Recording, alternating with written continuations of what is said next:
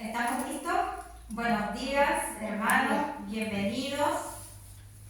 También le damos la bienvenida a nuestros hermanos de Villarrica, de Pucón. Les queremos dar las gracias por estar un domingo más en nuestro culto dominical. También le damos la bienvenida a todos los que nos siguen por las redes sociales. Como saben, yo vengo predicando el Evangelio de Marcos. Ya terminamos el capítulo número 7 y hoy empezamos con el capítulo número 8. Así que les invito a que abran sus Biblias y vamos a ver del versículo 1 al versículo 10. Cuando lo tengan listo, me pueden decir amén. Y nos paramos en reverencia a la palabra de nuestro Señor.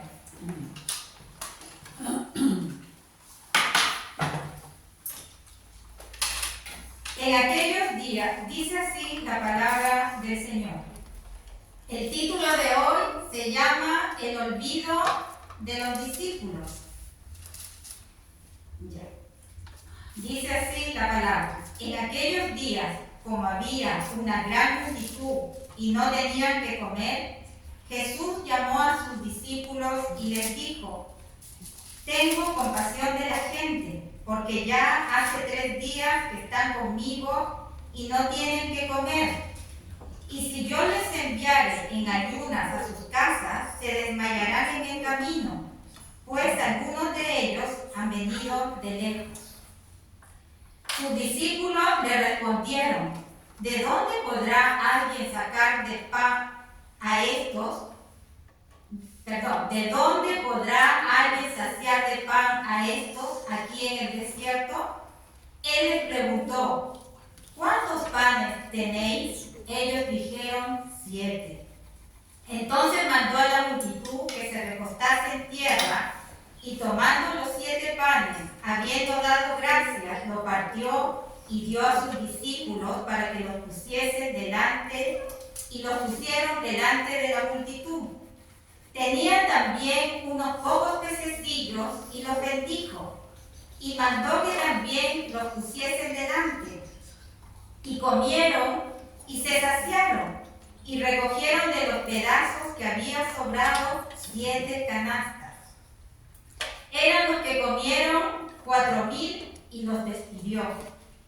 Y luego, entrando en la barca con sus discípulos, vino a la región de Dalmanuta.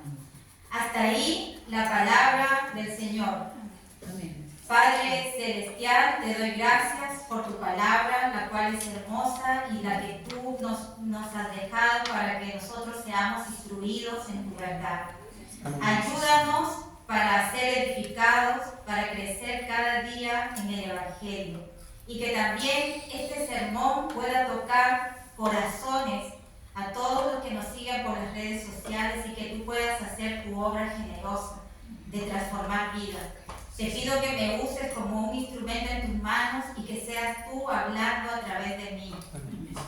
Y que tu Santo Espíritu nos dé entendimiento y pueda abrir nuestra mente para ver qué es lo que tú nos quieres hablar el día de hoy.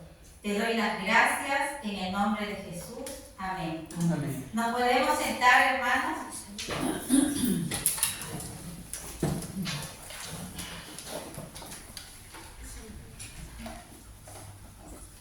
Este milagro es muy parecido al que vimos hace no mucho, descrito en Marcos 6, del 30 al 44. Algunos críticos dicen que se trata del mismo milagro, que alguien lo publicó por descuido, pero el Señor se refirió a 2 ocasiones distintas. Por lo tanto, esto no es una repetición. En la primera historia pudimos observar que eran 5,000 personas y ahora estamos viendo que fueron 4,000. En la primera se trataba de 5 panes y 2 peces. Y aquí se está tratando de 7 panes y unos cuantos pececillos. La cantidad que también sobró era distinta. En la primera historia fueron 12 canastas las que sobraron y ahora son 7. La primera multiplicación tuvo lugar, ¿se acuerdan?, en territorio judío. El Señor andaba por Genezaret, ¿recuerdan? Bueno, ahora el Señor está en un territorio gentil, está en Decápolis, en donde la mayor parte de la población era gentil. Y dado la poca fe y la poca credibilidad que tenían los discípulos, era lógico que nuestro Señor Jesucristo repitiera esta historia. De este hecho podemos aprender que Cristo vino a satisfacer no solamente el hambre al pueblo judío, sino también vino a satisfacer el hambre de los gentiles y a explicar que la salvación no solamente era para los judíos, sino también para los gentiles, y dentro de ellos estamos nosotros. En el versículo 1 vamos a leer: en aquellos días, como había una gran multitud y no tenían que comer, Jesús llamó a sus discípulos y les dijo: sabemos que esta gran multitud estaba rodeando a nuestro Señor Jesucristo, luego de curar al sordomudo. Y les decía, y les mandó que no lo dijesen a nadie, pero cuanto más les mandaba, tanto más y más lo divulgaban. Y en gran manera se maravillaban, diciendo: bien lo ha hecho todo, hace a los sordos oír y a los mudos hablar. La admiración que sentía la multitud cada día iba creciendo más y más, a pesar que el Señor les decía: por favor, no digan a nadie. Ellos, me imagino, que estaban gozosos, estaban siguiendo al Señor porque querían recibir su milagro. Las multitudes seguían a Jesús sin considerar que ya no les quedaba alimento y que donde el Señor se dirigía era un lugar desértico. Y ellos no contemplaban eso, era tanto su emoción que se olvidaban de esos detalles. Siempre las cosas sobrenaturales atraen a la gente. Una de las cosas que vemos en las iglesias es que ofrecen sanidades, ofrecen milagros, ofrecen prosperidad, y si ustedes se dan cuenta, esas iglesias siempre están llenas. Es igual también cuando entramos a las redes sociales y vemos noticias un poco impactantes, que yo creo que más, aparte de impactantes, son medias fantasiosas. Y estas publicaciones tienen miles y miles de suscriptores que los siguen. Pero en cambio, cuando tú entras a una prédica de sana doctrina, la gente la encuentra aburrida. ¿Y por qué la encuentran aburrida? Porque no les interesa la palabra de Dios, no les interesa saber la verdad. La gente sigue a estas falsas iglesias, ¿por qué? Porque les gusta el misticismo, les gusta el esoterismo, y lo sobrenatural atrae. Y con esto enganchan y envuelven a las personas y buscan. ¿Por qué? Porque las personas siempre, más que buscar a Dios, buscan señales, buscan campañas milagrosas, cruzadas de milagros, las cuales está comprobado que son una farsa, son un fraude. Les voy a contar una situación que ocurrió aquí en Chile entre los años 80 y 90. No sé si ustedes se acuerdan de este Miguel Ángel. Era un joven católico que un día estaba subiendo a una colina en la ciudad de Villa Alemana. Él era un joven que se crió en el Sename, y cuando subió a esta colina iba acompañado con 2 jóvenes más que también habían sido del Sename. Y bueno, y él llegó, por la imagen que pude ver, venía drogado y alcoholizado. Y llegó a esta colina y empezó a ver a la Virgen. Y los 2 acompañantes que iban con él corroboraron eso. y desde allí empezó un seguimiento a él. Y este joven empezó a alucinar y a sugestionarse que se le había aparecido la Virgen. Luego todo esto se transformó en un negocio y levantaron incluso hasta una capilla en Villa Alemana, porque según él hablaba con la Virgen y que la Virgen le contaba todo el futuro, todo lo que iba a suceder más adelante. Lo que me llamó la atención es cómo la Iglesia Católica y el gobierno lo empezó a respaldar, comenzó a apoyar las mentiras que él decía. Y entonces este joven con el tiempo reconoció que todo esto que él decía era una farsa y terminó negando a Dios. Y con el tiempo este joven se hizo homosexual. Según él dice que Dios le dijo que tenía que ser convertido en mujer. Y este joven se trastornó, tal es el punto que vivía bebiendo, terminó siendo alcohólico y debido a tanto alcohol que tomaba, murió muy joven a los 42 años de cirrosis hepática. No sé si fue el año 2006 o el 2008. Como podemos ver que era un joven trastornado, era un joven esquizofrénico, lleno de sugestión. Y le hicieron santuario y lugares de peregrinación en donde la gente llegaba por cantidad, miles y miles de personas lo seguían. ¿Por qué? Porque la gente le gusta lo sobrenatural, porque decía que la Virgen lloraba sangre. Y sabemos nosotros, que sabemos la verdad, que estos son señales de Satanás, que él se viste como ángel de luz. Nosotros no podemos ser engañados porque conocemos la verdad. Y créanme que hasta el día de hoy hay sacerdotes católicos que siguen creyendo estas mentiras.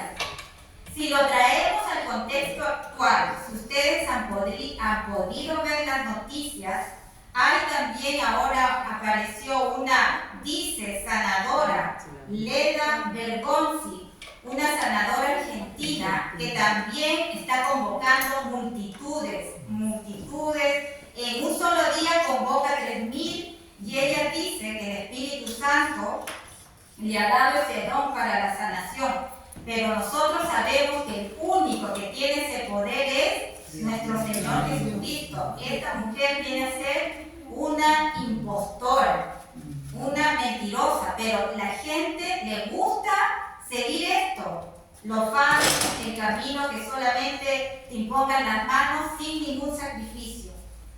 ¿Por qué sabemos que siempre Satanás levanta cada cierto tiempo este tipo de falsos profetas para engañar a la gente? Y sabemos que estas personas no vienen delegadas por Dios, vienen delegadas por ¿quién?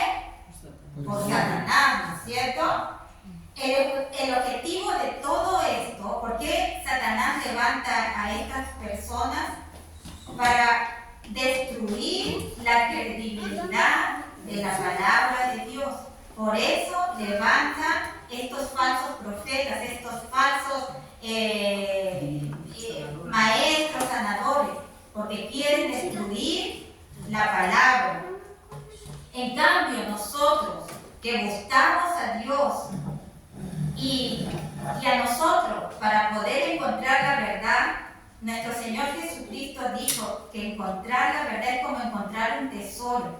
Y para poder encontrar un tesoro, ¿implica qué? Implica esfuerzo, implica sacrificio, implica compromiso de estar aquí, de escuchar la palabra, implica amar la verdad, implica comprometerse en el estudio, practicar lo que nosotros también aprendemos.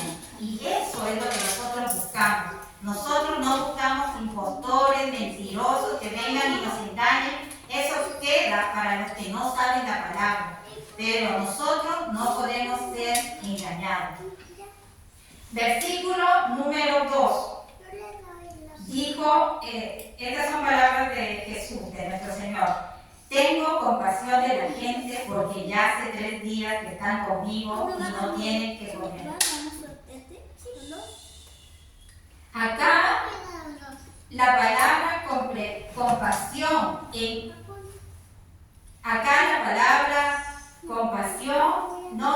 no se está refiriendo a lo espiritual, porque hay muchas personas que piensan que Dios solo se preocupa de nuestras necesidades espirituales, pero sabemos que el Señor se ocupa también de nuestras necesidades físicas, de lo que nos falta, si tenemos comida, si tenemos vestido. Él siempre está preocupado, aparte de nuestras almas, de nuestras necesidades físicas. Como dice, vayamos a Mateo 6, del 25. Vayamos a Mateo 6.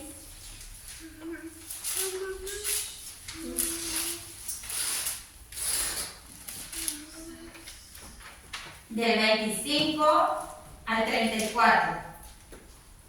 Dice: por tanto os digo, no os afanéis por vuestra vida, qué habéis de comer o qué habéis de beber, ni por vuestro cuerpo, qué habéis de vestir. ¿No es la vida más que el alimento y el cuerpo más que el vestido? Mirad las aves del cielo, que no siembran, ni ciegan, ni recogen en graneros, y vuestro Padre Celestial las alimenta. ¿No valéis vosotros mucho más que ellas? ¿Y quién de vosotros podrá, por mucho que se afane, añadir a su estatura un codo? Y por el vestido, ¿por qué os afanáis? Considerad los lirios del campo como crecen, no trabajan ni hilan. Pero os digo que ni aun Salomón con toda su gloria se vistió así como uno de ellos. Y si la hierba del campo, que hoy es y mañana se echa en el horno, Dios la viste así, ¿no hará mucho más por vosotros, hombres de poca fe? No os afanéis, pues, diciendo, ¿qué comeremos, o qué beberemos, o qué vestiremos? Porque los gentiles buscan todas estas cosas, pero vuestro Padre Celestial sabe que tenéis necesidad de todas estas cosas. Y la clave está aquí. Mas buscad primeramente el reino de Dios y su justicia, y todas estas cosas serán añadidas. Así que no os afanéis por el día de mañana, porque el día de mañana traerá su afán, y basta a cada día su propio mal. ¿Qué nos está diciendo el Señor? Que nos preocupemos de sus cosas, que Él se preocupa de las nuestras. Busquemos primeramente el reino de Dios y su justicia, y todo lo demás será añadido. Vamos a ver ahora el versículo número 3. Y dice: y si yo los enviare en ayunas a sus casas, se desmayarán en el camino, pues algunos de ellos han venido de lejos. Hace 3 días que estaban con él, llevaban 3 días sin comer. Ustedes podrán imaginarse estar 3 días sin comer, debe ser terrible. Yo no como un día y me empieza a dar fatiga. ¿Se imaginan cómo estaba esta gente buscando un milagro? Siempre cuando uno busca a Dios, siempre implica sacrificio, implica muchas veces dejar muchas cosas. Y en esta búsqueda nosotros entramos en oración constante, entramos en ayuno para buscar el rostro de Dios. Versículo número 4. Sus discípulos le respondieron diciendo: ¿de dónde podrá alguien saciar de pan a estos aquí en el desierto? Acá vemos algo interesante, que Jesús ya había hecho este milagro. ¿Qué pasa aquí? Y a veces al cristiano se nos olvida que a pesar que hemos visto la mano de Dios, nosotros seguimos desconfiando, seguimos dudando de lo que Dios ha hecho, nos seguimos olvidando de dónde Dios nos ha sacado. Vemos cómo Él nos bendice, vemos cómo Él nos ayuda, cómo nos apoya, y en los momentos de dificultad nos angustiamos y pensamos que ya no hay salida y que las cosas no se van a solucionar. Y cuando empieza a haber desconfianza, estas cosas desagradan a Dios. La Biblia dice que sin fe es imposible agradar a Dios. Y si te falta la fe, vamos a ofender a Dios. Vayamos a lo que nos dice y veamos en Santiago 1, del 6 al 7. Vayamos a Santiago.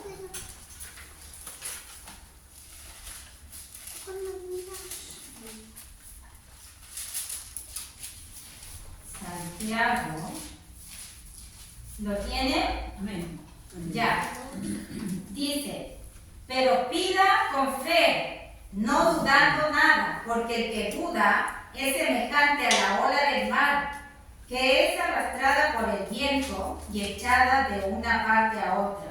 No piense pues quien tal haga que recibirá cosa alguna del Señor. ¿Vieron? O sea que cuando no tenemos fe, de repente el Señor no nos da solamente por el hecho de dudar. No sé qué le había pasado a los discípulos, que a estas alturas ya habían visto un montón de milagros. Los discípulos habían visto un montón de sanidades. Incluso vieron resucitar a la hija de Jairo, pero seguían desconfiando.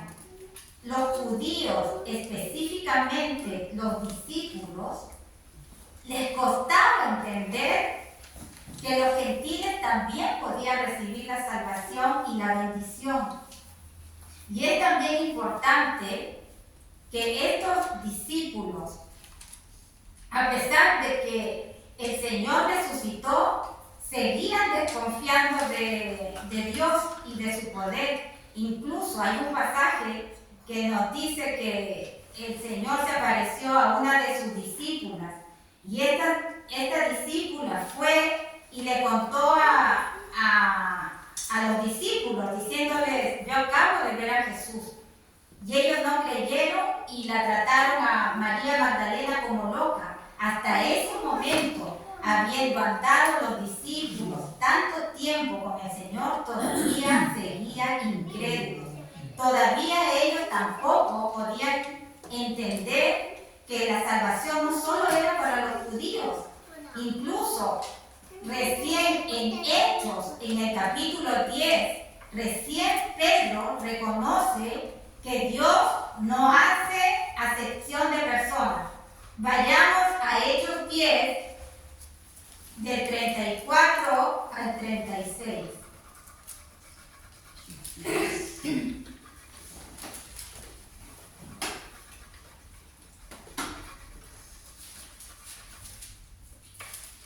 En Hechos 10,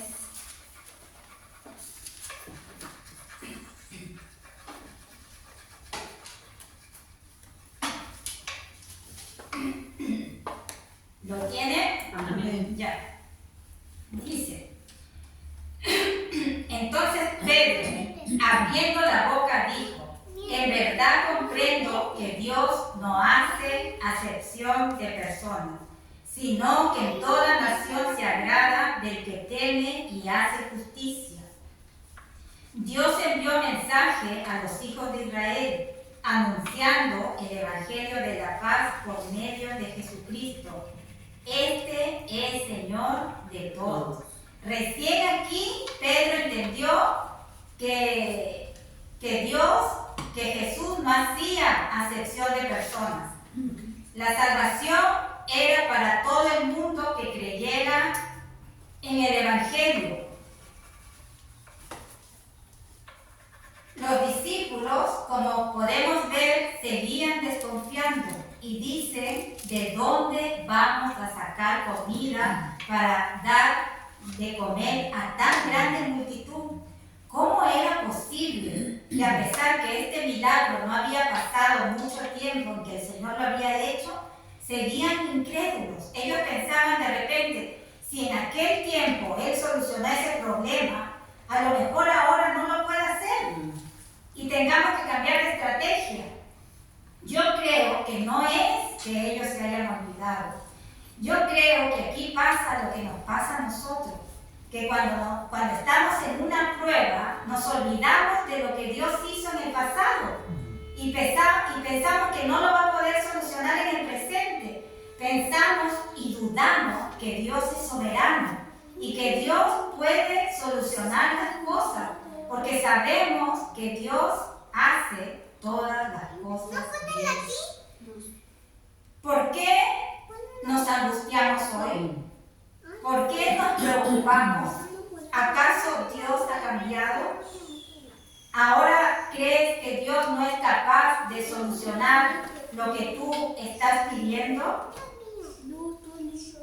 Versículo número 5. Él les preguntó, ¿cuántos panes tenéis? Y ellos dijeron 7. Y les volvió a preguntar lo mismo que está en Marcos 6:38. Esto parecía que el Señor le estaba preguntando, no sé, a personas porfiadas, a personas torpes, personas de poco entendimiento, lentas, duras de entender, pero después sabemos que estos mismos discípulos fueron llenos de sabiduría y fueron llenos de confianza y de fortaleza. Sabemos que muchas veces Dios escoge no siempre al más perfecto. Dios escoge al más torpe, al menospreciado, al que no es rápido de entender. Y esto lo hace ¿por qué? Porque no quiere que nadie se robe su gloria.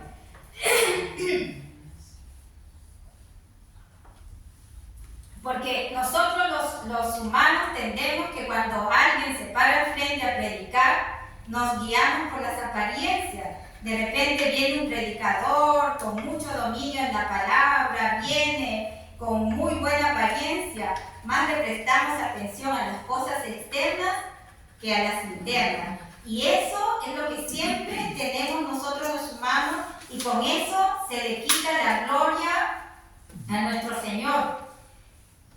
Vayamos para entender un poquito a 1 Corintios 26 y 29. 1 Corintios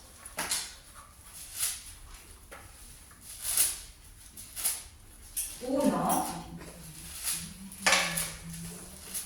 del 26 al 29. Y dice, pues mirad, hermanos, vuestra vocación, que no sois muchos sabios según la carne, ni muchos poderosos, ni muchos nobles, sino que lo necio del mundo escogió Dios para avergonzar a los sabios, y lo débil del mundo escogió Dios para avergonzar a los fuertes.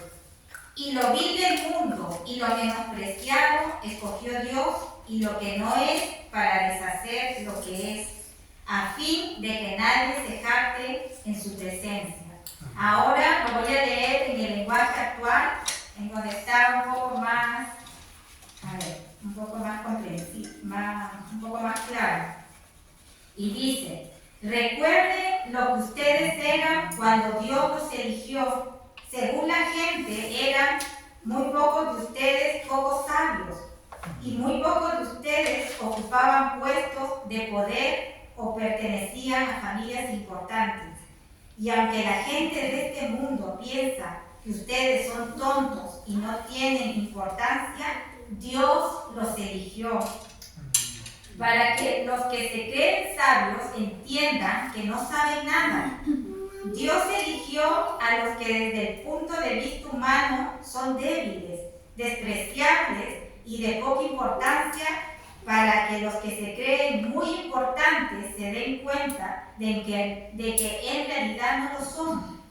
Así Dios ha demostrado que en realidad esa gente no vale nada. Por eso, ante Dios nadie tiene que sentirse orgulloso.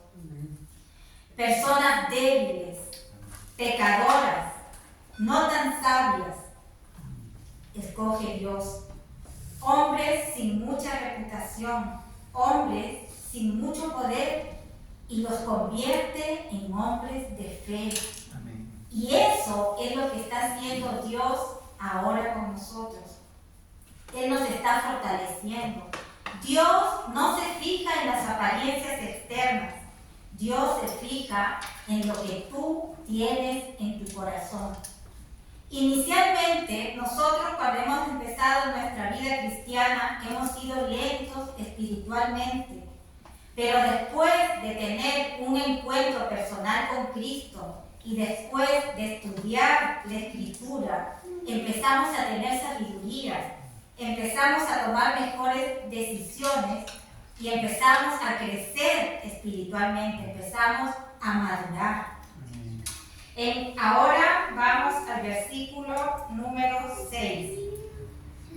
Entonces mandó a la multitud que se recostase en la tierra y tomando los 7 panes, habiendo dado gracias, los partió y dio a sus discípulos para que los pusiesen delante y los pusieron delante de la multitud. Otra vez se repite el mismo milagro. Esto fue sobrenatural. Este tipo de milagros solo lo puede hacer Dios. Solo Él puede hacer estas cosas. No Leda Bengosi, no Miguel Ángel, no. Solo Dios puede hacer esto posible. Lo que para el hombre es imposible, para Él no lo es. Debemos estar seguros, esta historia a nosotros nos debe dar alegría.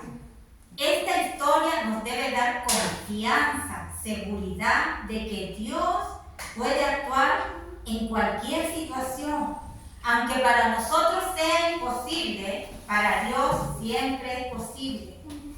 Siempre recuerda lo que ha hecho Dios en tu vida, de dónde te ha sacado, porque tenemos la tendencia, como les decía, a olvidarnos. Y esto se ve reflejado aquí, lo que le estaba pasando a los discípulos, que ellos estaban olvidando del milagro que había hecho Jesús y hace no mucho tiempo. Y esta es una historia reflejada ahora en nosotros en la actualidad, que tendemos a olvidar.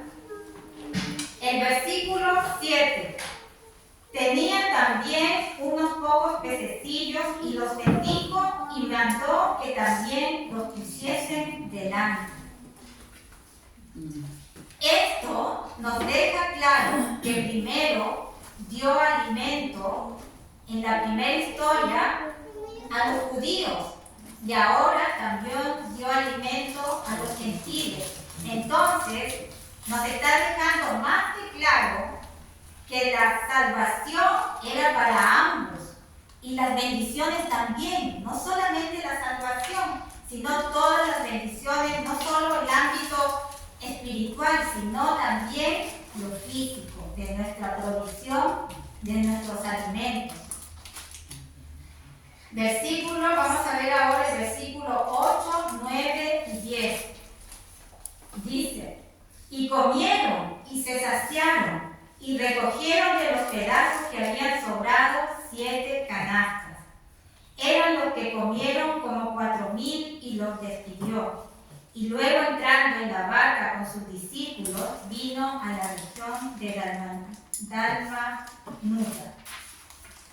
Alimentar a 4,000 personas no es tan fácil. Solo tenía que ser un milagro de Dios. Se dice que eran 4,000 personas, 4,000 hombres, pero no se contaban las mujeres y los niños. No se contaba el núcleo claro, porque en ese tiempo siempre ponían al hombre solamente, pero ellos iban acompañados por sus esposas, por sus hijos. y si contamos el núcleo familiar, estamos hablando de aproximadamente 16.000 personas.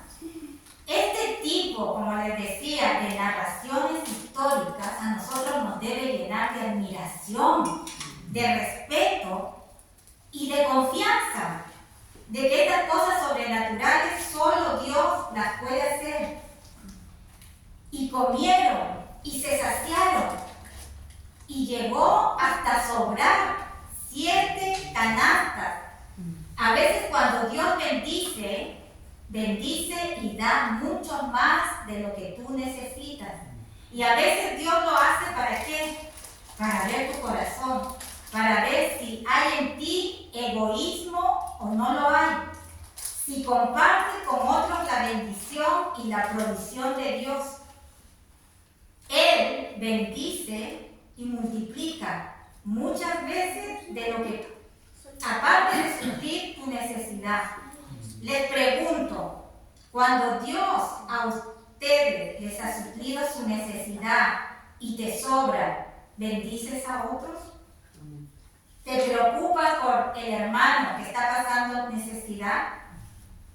La palabra dice que mayormente nosotros debemos apoyar a nuestros hermanos de la fe.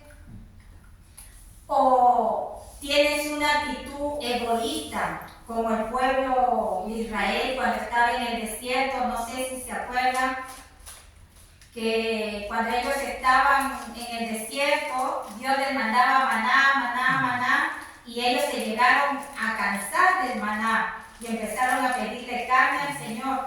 Y el Señor les empezó a mandar codornices y les envió carne a destajo. Y les mandó tanta carne que comían y comían, se saciaban, que la carne se les empezó a salir por las narices. Y el Señor, cuando provee, es así. Te bendice y llega a sobrar. Pero ¿qué pasó aquí? El Señor vio el corazón, Él conoce el corazón de todos. Y conocía el corazón de estos judíos que en vez de ayudar a su prójimo, de ayudar al resto, ¿qué es lo que hicieron? Amontonaron, guardaron todo lo que les sobraba. ¿Y qué es lo que pasó después? Se les empezó a descomponer. Y claro, y no compartieron. O también lo amontonaron y empezaron a vender lo que sobraba. Qué terrible, ¿no? ¿Cómo es el corazón del hombre? Hay gente también que come y come sin importar si el prójimo comió o no comió. Somos como los que se sacian y después se olvidan de Dios. Muchas veces vienen a la iglesia solo por las bendiciones. Dios les arregla la situación y después se olvidan. Y nunca más nos ves aquí. Dios conoce esos corazones. Hoy en día hay gente que tiene mucho más de lo que necesita para vivir. Y retiene más de lo que es justo. Y no ayudan a nadie, ni bendicen a nadie. O como también hay personas que tienen mucho y son egoístas hasta con ellos mismos. Viven en condiciones precarias, viven viendo la manera de cómo ahorrar para no gastar. Tienen una vida austera para vivir. Y siempre se andan quejando, siempre andan diciendo esto es caro, que por qué subieron las cosas. Siempre viven quejándose. Los que más tienen son los que menos disfrutan. Y se dedican ¿qué? A solo estar acumulando. Yo les pregunto, ¿conocen gente así? Sí. Tengan presente que aquellos que acumulan y acumulan dinero no están siendo ricos para con Dios. Ellos no están almacenando tesoros en el reino de los cielos. Al contrario, ellos lo que están consiguiendo, ¿qué es? La ira de Dios. Como reflexión, ¿cómo está nuestra fe? ¿Tenemos una fe débil o tenemos una fe fuerte? Recuerda que la palabra fe significa confianza. ¿Crees que Dios puede multiplicar lo poco que tienes para ayudarte y también para ayudar a los demás? Hermanos, yo les pido que nos pongamos de pie y oremos al Señor y pidamos a Dios que nos ayude a crecer y a ser siempre niños que necesitan que siempre nos estén recordando las cosas. Oremos para que Dios nos permita recordar siempre las lecciones aprendidas y que no olvidemos con tanta facilidad lo que Dios ha hecho por nosotros. Dios es todopoderoso y que fue Él mismo el que dijo que para que el que cree todo es posible. Marcos 9:21. Que Dios nos permita sentir la misma compasión que Él sentía por la gente y que Dios multiplique lo poco que tenemos y permita también compartir para que muchos sacien también su hambre. Sacien también su hambre espiritual para que nosotros podamos difundir esa palabra de aliento. Demos gracias a Dios por eso. No sé si uno o dos hermanos quiere orar. Padre Santo, te doy gracias, Señor, por la palabra expuesta hoy por nuestra hermana Gisela. Ayúdanos a los que estamos aquí y a todos los que nos escuchen, Señor, a tomar tu palabra, Señor, y a retenerla en nuestras vidas y darla por obra también, Señor. A no olvidar las cosas que tú ya nos has enseñado tan rápidamente. Sí, Señor. A tomar tu palabra, Señor, a escudriñar y a aprender más de ti. Ayúdanos a ser solidarios con el prójimo, Señor. A no acaparar las riquezas que tú nos das, Señor. Ayúdanos a compartirlas sin ser egoístas, Señor. Ayúdanos a tener un corazón limpio y sano, Señor. Te lo pido, Padre Santo, en el nombre de Jesús. Amén. Amén. ¿Alguien más quiere orar? Padre Todopoderoso, gracias infinitas, Señor, por esta palabra que nos viene a reafirmar nuestro sentido en términos de nuestro crecimiento espiritual, Señor, porque realmente es algo que todos necesitamos. La alegría que nos provoca a través de la sabiduría que tú nos das, Señor, de saber distinguir que no podemos ser acaparadores ni acumuladores, sino que tenemos que compartir, Padre. Te pedimos perdón de repente por aquellas cosas que no hacemos, omitiéndolas y no queriendo verlas, Señor, pero sí sabemos que tenemos que ir a prestar nuestro servicio, nuestro apoyo, nuestra palabra a aquellas personas que lo necesitan, Padre, y ayudarlos materialmente también dentro de lo posible. Gracias, Señor, por esto, Padre, porque sabemos que nos va a hacer mejores y tenemos que ser mejores cada día, Señor. Por lo tanto, tenemos que asumir un compromiso de solidaridad, de humildad y de compartir con nuestros semejantes. Gracias, Señor. En el nombre de tu Hijo amado Jesús. Amén. Amén. Amén. Padre, te doy gracias por la palabra que nos diste hoy, nos hablaste, tocaste nuestro corazón. Ayúdanos para seguir creciendo en el conocimiento, para que nuestra fe siga creciendo, para tener esa fe fuerte, no esa fe que a la primera prueba nos caigamos. Te pedimos que nos ayudes para no olvidarnos las cosas, no olvidarnos de dónde tú nos sacaste. Gracias, Señor, por habernos rescatado de la oscuridad y nos trajiste a la luz infinita. Ayúdanos a crecer y no a ser siempre inmaduros. Y también ayúdanos a ser solidarios. Sabemos que cuando tú bendices, bendices más de lo que necesitamos. Gracias porque tú te preocupas de nuestro vestir, de lo que comeremos, de lo que vestiremos. Y estando contigo, tenemos esa confianza, mi Dios. Gracias por no desampararnos. En el nombre de tu Hijo Jesús, te doy las gracias. Amén. Amén. Amén.